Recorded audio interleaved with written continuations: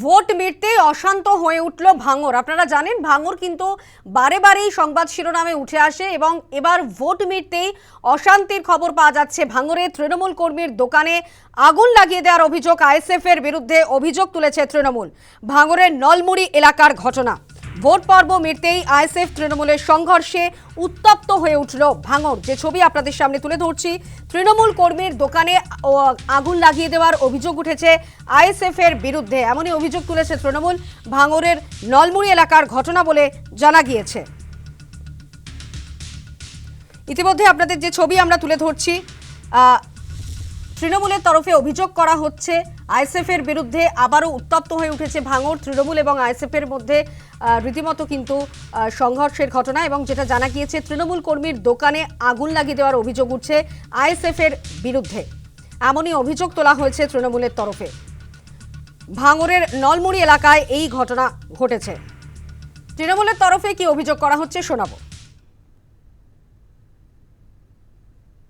কালকে রাত 7টার দিকে ঘটপুকুর আরাবুল যে অফিসটা করেছে ওখান থেকে ওরা এক্সিট পোল থেকে ওরা মিষ্টি খেয়ে ওখান থেকে আরাবুল বার্তা দিয়েছে যে যারা তৃণমূলের হারমাদরা আছে তাদের দোকান বাড়ি ঘরদোর লুট করো, আমরা ভাঙড় ক্যানিং দুটোই চিটতেছি, ও বিজেপি সরকারে আসবে, তৃণমূল সরকার থাকবে না। ওই বার্তা শুনে আইএসএফের যারা কর্মী নেতারা আছে বুথে বুথে নলমুড়ি রাহুলের নেতৃত্বে আমার দোকানের উপরে হামলা করে সমস্ত ইলেকট্রিকের সরঞ্জাম, নতুন ও পুরনো জিনিস সব খালে ফেলে দেয়। পাকা ইলেকট্রিকের সরঞ্জাম ফেলে ওরা চতুর্দিকে আগুন মানে পেট্রোল লাগিয়ে দিয়ে আগুন ধরিয়ে দেয়।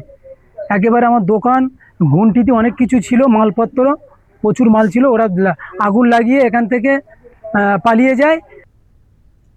পাল্টা আইএসএফ এর কি দাবি শোনাবো আপনাদের। যে দোকানটার কথা বলছেন সেই দোকানটা প্রথম কথা হলো খাস জায়গায় করা। দ্বিতীয় কথা হলো আমাদের এমন কোনো দিন আসেনি যে কোনো একটা কর্মীর যে দোকানে কিছু নেই সেই দোকান ধরাতে হবে।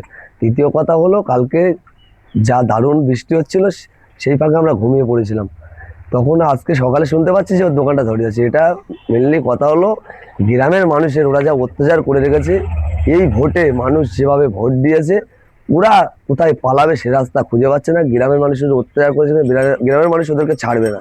সে জায়গায় দাঁড়িয়ে থেকে ওরা নিজেরাই দোকানটা ধরিয়ে আমাদের উপরে চাপানোর চেষ্টা করছে। তারপরেও বলে রাখি, ওরা যতই চাপানোর চেষ্টা করুক গ্রামের মানুষ জানে, এলাকার মানুষ জানে কারা এই কাজ করেছে।